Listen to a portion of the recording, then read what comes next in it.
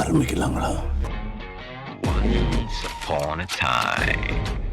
வணக்கம். இந்த புதுப்படங்களை பார்த்துட்டு வந்த உடனே பேசணும் போல இருக்கும்.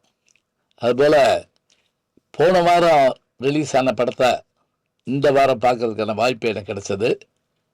அந்த படம் தான் ஆக்ஷன் கிங் அர்ஜுன் நடித்த பிளாஸ்ட். பிளாஸ்ட்னா என்னன்னு முதல்ல நான் தேடி கண்டுபிடிக்க வேண்டிய ஆகிப்போச்சு. வெடிப்பு, இந்த வெடிச்சு சிதறத ஒரு தலைப்பா வச்சிருக்கிறாங்க. இதில் நடிச்சிருக்கவங்களுடைய பேரை முதல்ல தெரிஞ்சுக்கிட்டோம்னா, ஆக்ஷன் கிங் அர்ஜுன் நடிச்சிருக்காரு. அவருக்கு இணையா நல்ல நடிகை விருமாண்டியில் நடிச்சிருக்கக்கூடிய அபிராமி நடிச்சிருக்காங்க.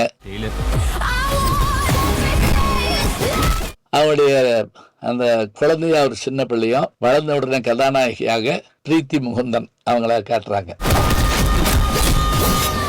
இவங்களுடைய வீட்டில் அர்ஜுனுடைய தம்பி விவேக் பிரசன்னா நடிச்சிருக்காரு. இப்போ பாருங்க, அண்ணன், தம்பி, அண்ணனுடைய மனைவி, அண்ணனுடைய மகள், இந்த 3 பேர் அவர் தம்பி.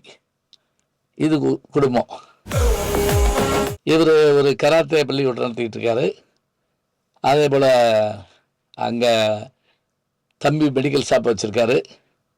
அவங்க ஹவுஸ் ஒய்ஃபாக இருக்காங்க, வீட்டு இல்லத்தரசியாக இருக்காங்க அபிராமி. இந்த குழந்தை, இந்த குடும்பம் தான் நமக்கு முதல்ல அறிமுகமாகுது. அவ அப்பா, அவ அம்மா. இதில் கார்பரேட்டிவ்ல நான் அந்த ஜெய்ஜாண்டி குடும்போட நான் முதல்ல ராணா டகுபதியாக்கு நினச்சேன். நான் அவ்வளோ ஒரு கம்பீரமாக ஒருத்தர் வர்றாரு. அவர் பேர் ஜான் கொக்கன். பேரு வித்தியாசமாக இருக்கு. அவர் தான். அவருக்கு அடுத்து அவரோடு தொடர்பு கொண்டு தனியாக இருந்தே எல்லா கொடூரமான செயல்களையும் சாதிக்கக்கூடிய ஒரு அபாரமான வில்லனாக நடிச்சிருக்கவர் யாருன்னு பார்த்தா அர்ஜுன் சேமரம். உண்மையிலே மிரட்டுறாருங்க. இந்த வேலையை முடிக்க முன்ன விட பெட்டரானா. அவருக்கு அடுத்து ஒரு அணி இருக்காங்க, ஒரு பெரிய கேங்ஸ்டர் குரூப்பு. அதனுடைய தலைவனாக நிறைய படங்களில் நம்ம வில்லனாக பார்த்துருக்கோம். சீரியல்லையும் வருவார் பவன். அவர் தம்பியாக நடிச்சிருக்கிறவர் அவரும் ரொம்ப அழகாக பண்ணியிருக்காரு. அவர் பேர் பாலஹாசன். இதில் பெண்கள் ரொம்ப குறைவு தான். அதாவது இவங்க 2 பேர் தான் முக்கியமான பாத்திரம்.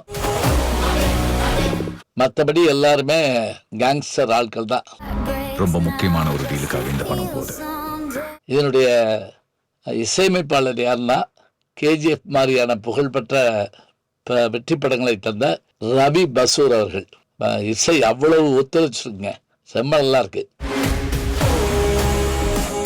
அதே போல் இந்த படத்தோடைய இன்னொரு ஹீரோ யாருன்னு கேட்டிங்கன்னா, ஸ்டண்ட் மாஸ்டர் ஃபீனிக்ஸ் பிரபு. அசத்து இருக்காருங்க. ஏன்னா ஒரு சண்டை 2 சண்டைன்னா பரவாயில்ல, சண்டை இல்லாத நேரங்களில் தான் பேசுகிறாங்க. ஆனால் அது ஒன்றும் கொடூரமாக இல்லை, அட்ரா போட்டு அப்படிங்கிற மாதிரி தான் இருக்குது. அதே போல் விறுவிறுப்பாக கேமராவை இயக்கியிருக்கவர் அருண் ராதாகிருஷ்ணன். இத்தனை பேத்தி ஒருங்கிணைச்சு மிகச்சிறப்பான ஒரு வெற்றி படமாக கொடுத்துருக்க இயக்குனர் பேர் என்ன அப்படின்னு கேட்டிங்கன்னா, சுபாஷ் கே ராஜ். இப்போ படத்தை பற்றி பார்க்குறப்ப நான் ரொம்ப தெளிவாக கதை சொல்கிறாங்க. அதாவது அர்ஜுனோட பொண்ணு அப்பா என்ன அவள் அடிச்சிட்டான் பாடணும். அப்படியா, ஏன் உனக்கு கை இல்லையா, திருப்பி அடிக்க வேணாமா, போய் இந்த பிள்ளை உடனே அடிக்கும். அவன் ஒரு மிதி விடுவான்.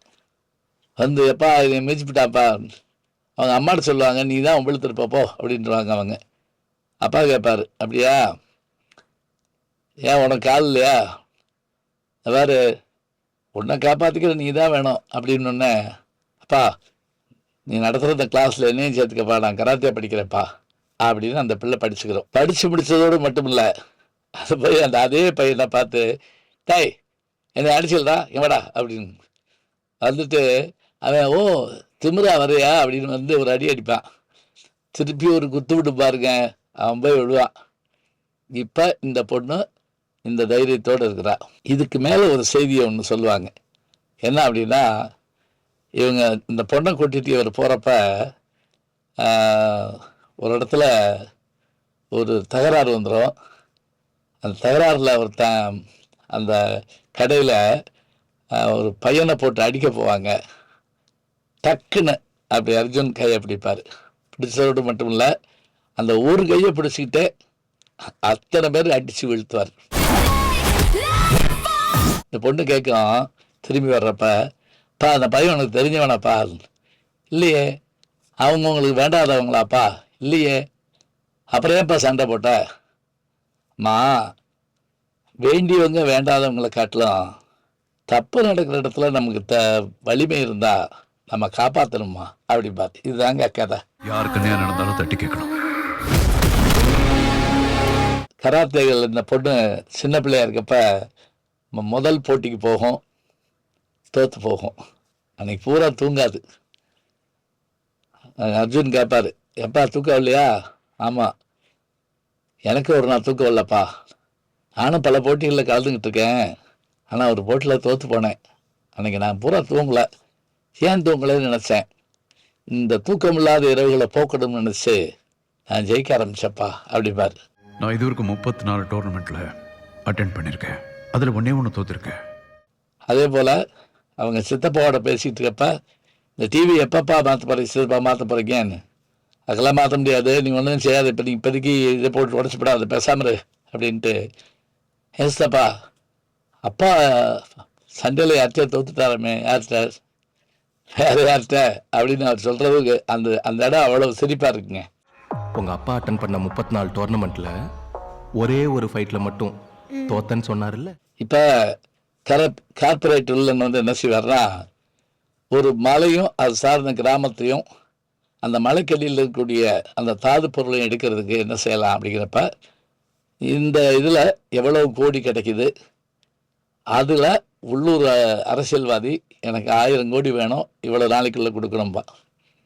இந்த 1000 கோடியை கொடுத்துட்டு அனுமதியை வாங்கிட்டு மலையை உடைச்சி கிராமத்தை அழைக்க அவன் முயற்சி பண்ணுவான். இது நடந்ததா? இது ஒரு பக்கம். ஒரு டீலுக்காக இந்த பணம் போகுது. அதே போல் இந்த 7000 கோடி பணத்தை இது பண்ணுறதா இருந்தால், 1000 கோடி கொடுக்கறதா இருந்தால், இதுக்கு யாருடைய உதவி வேணும்? உள்ளூர் ஆட்களுடைய உதவி வேணும். அதில் தான் இந்த வில்லன் ஒருத்தர் வருவார். அவர் எல்லா வேலையும் முடிச்சு இது பண்ணுறப்ப மாட்டிக்கிடுவார். எல்லாத்தையும் டீட்டெயிலாக சொன்னால் ரிஸ்க் எடுக்க வேணாம், அந்த 3 பேரையும் முடிச்சிருங்க. இதில் நம்ம கவனத்தில் இருக்கிற இன்ஸ்பெக்டராக வர்றவர் Dileepan. Big is going to happen. இதில் எந்த இடமுமே வேஸ்ட் இல்லைங்க. ஒரு செய்தியை காட்டினா அடுத்து அந்த செய்திக்கான தொடர்பு பின்னாடி இருக்குது. அதுக்காகவே டைரக்டரை பாராட்டலாம்.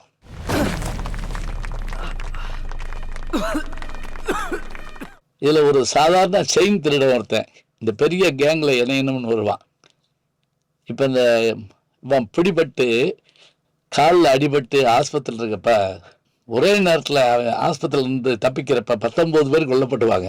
எத்தனை பேர் வந்திருந்தாங்க அப்படின்னு கேட்குறப்ப, எத்தனை பேர் வந்திருந்தாங்களா அப்படின்னு அந்த இன்ஸ்பெக்டர் ஈனஸ்வரத்தில் சொல்கிறப்பே நமக்கு பயமாக இருக்குங்க. அந்த காட்சியை அப்படியே திருப்பி போட்டு காட்டுவாங்க என்ன நடந்துச்சுன்னு. இப்போ ஒரு மாத்திரை வாங்கிறதுக்காக இந்த செயின் ராபரி ஒருத்தர் இருப்பான், அவனை இதில் சேர்த்து போய் இந்த மாத்திரை வாங்கிட்டு வாங்க. இது கொடுக்க மாட்டேன்னாங்கன்னா என்ன பண்ணுறது? கொடுக்க மாட்டாங்க, கத்தியை காட்டு. அவன் எங்கே வந்து கத்தியை காட்டுவான் தெரியுமா? அன்னைக்கு பார்த்து சித்தப்பா வெளியே போயிருப்பார், இந்த பிள்ளை நின்றுட்டு இருப்பாங்க, ஹீரோயின். அங்கே இருந்த பொண்ணு அவன் வந்து கத்தியை காட்டுவான். ஒன்றும் சொல்லாமல் அம்மா சொன்னாங்கிறதுக்காக இவங்க கொஞ்சம் சும்மா இருப்பாங்க. அவன் வாங்கிட்டு போகாமல் செயினை பார்ப்பான். அவன் புத்தி போகாது, திரும்பி வந்து செயினை கழட்ட அப்படிமா. இப்போ தான் அட்டி மாட்டிக்கிடுவான். இந்த மெடிக்கல் ஷாப்புக்கு ஏன் வந்தான்? இந்த மெடிக்கல் ஷாப் இந்த குடும்பம் என்னாச்சு, இவங்க யாருன்னு விசாரிக்கிறப்ப ஒருத்தன் ஃபோனில் கல்யாண வீட்டிலேருந்து அவர் கராத்தே மாஸ்டர்னு சொன்னது இவங்களுக்கு ஹெட் மாஸ்டர்னு கேட்டிருக்கேன். அவன் அப்பா அவன் அம்மா. அவங்க அப்பா ஒரு சாதாரண ஹெட் மாஸ்டர். அப்போல்லாம் அவங்க செய்கிற ஒரு வேலை என்ன தெரியுமா? அது நீங்கள் படத்தில் பாருங்க, சுவாரஸ்யமாக இருக்கும். பெண்கள் 2 பேரும் சரி, அர்ஜுனும் சரி, அவங்க சித்தப்பாவும் சரி, இந்த 4 பேரும் சேர்ந்து அதை செய்கிற அந்த அசுர சாதனைகள் வந்து தீமையை அழிக்கிறதுக்காக தான் செய்கிறாங்க. முதல்ல தங்களை காப்பாற்றிக்கிற, பிறகு ஊரை காப்பாற்ற, கடைசியில் அந்த கிராமத்தையே அவங்க காப்பாற்றுறாங்களா, அந்த வில்லன்களோட சண்டை போட்டாங்களா, வில்லன்கள் ஜெயிப்பாங்களான்னு நம்ம நினைப்போம். ஆனால் வில்லன்கள் படுத்துகிற பாட்டில் அவங்கள கொண்டாத்தான் சரியாக இருக்குங்கிற அளவுக்கு நம்மளே வந்துடுறோம். அப்படி பார்வையாளர்களை ஒரு நிமிஷம் கூட அசர விடாமல் பார்த்துக்கிட்ட பெருமை இயக்குனருக்கு, கேமராமேனுக்கு, இசையமைப்பாளருக்கு, ஏன் எல்லாத்துக்கும் மேலே கராத்தே கிட் படத்தில் ஜாக்கி சானும் அந்த ஜேசன் ஸ்மித்தும் நடிச்சிருப்பாங்களோ அதுபோல் நல்லா சொன்னால் அந்த கராத்தே கிட்டில் வர்ற ஜாக்கி சானுடைய பாடி லாங்குவேஜ் தாங்க இவரும் கொஞ்சம் ட்ரை பண்ணியிருப்பார். அதில் வெற்றியும் பெற்றிருக்காரு. உண்மையாக ஒரு தன்னம்பிக்கையை ஊட்டக்கூடிய, ஒரு உற்சாகத்தை தரக்கூடிய ஒரு படம். இவ்வளோ சண்டை வேணுமா, இது நம்புற மாதிரியா இருக்கு அப்படின்னு நினைக்கிறவங்க அதை பற்றி கவலைப்பட வேண்டாம். எனக்கு ஒரு மகிழ்ச்சி இருந்ததுங்களா, இந்த படம் விட்டு வெளியே வர்றப்போ செகண்ட் ஷோ போயிட்டு வர்றப்ப வந்த பல பேர் என் கூட ஃபோட்டோ எடுக்கிறாங்க நைட்டு 2 மணிக்கு.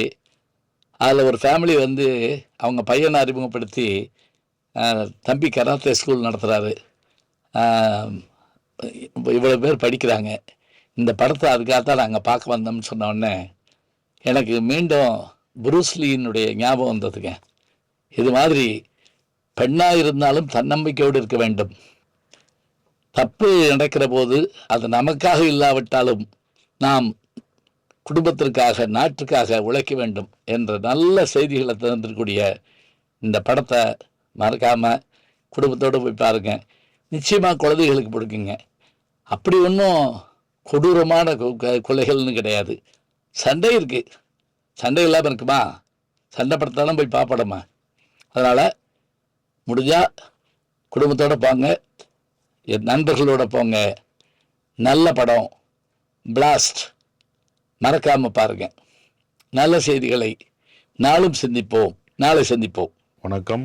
ஜி ஞானசம்பந்தன் யூடியூப் சேனல் பாருங்க. உங்களை தேடியே உங்க வீட்டுக்கு வருது. கேட்காம ஒரு விஷயம் உங்களை தேடி வருது பாருங்க, அதை பிடிச்சி வச்சுக்கோங்க. நம்முடைய ஜி ஞானசம்பந்தன் யூடியூப் சேனலை தொடர்ந்து எக்ஸலம், இன்ஸ்டாகிராம், ஃபேஸ்புக், வாட்ஸ்அப் என்று அனைத்து தளங்களிலும் நாம் இயங்கிக் கொண்டிருக்கின்றோம்.